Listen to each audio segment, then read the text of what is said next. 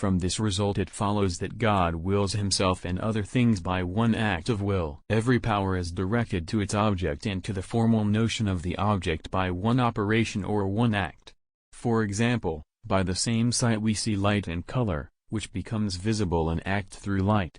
Now, when we will something solely for the sake of the end, that which is desired for the sake of the end derives the nature of something willed from the end, and thus the end is to it as the formal notion of the object is to the object, for example, as light is to color.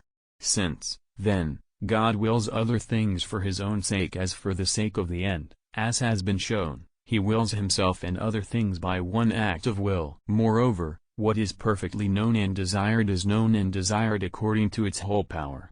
But the power of the end is measured not only according as it is desired in itself, but also according as other things become desirable for its sake. Hence, whoever desires an end perfectly desires it in both ways. But there is no act of will in God by which he wills himself and does not do so perfectly, since there is nothing imperfect in him.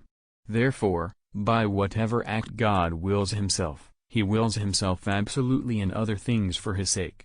But he does not will things other than himself except in so far as he wills himself, as has been proved.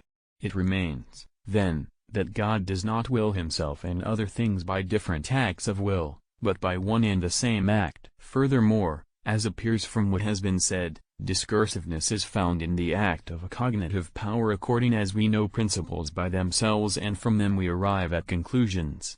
For, if we saw conclusions in principles by knowing the principles themselves, there would be no discursiveness, as likewise there is not when we see something in a mirror.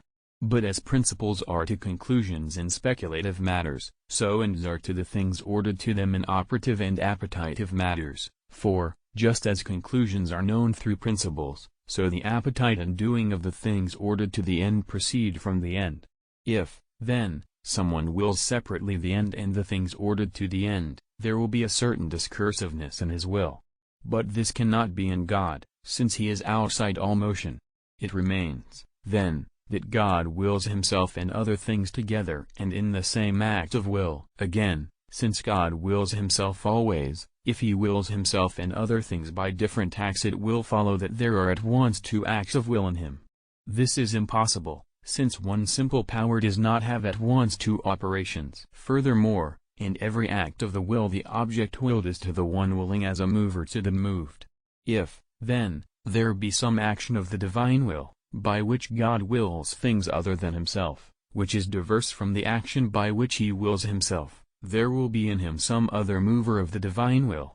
This is impossible. Moreover, God's willing is his being, as has been proved. But in God there is only one being. Therefore, there is in him only one willing. Again, willing belongs to God according as he is intelligent. Therefore, just as by one act he understands himself and other things, in so far as his essence is the exemplar of all things, so by one act he wills himself and other things, in so far as his goodness is the likeness of all goodness.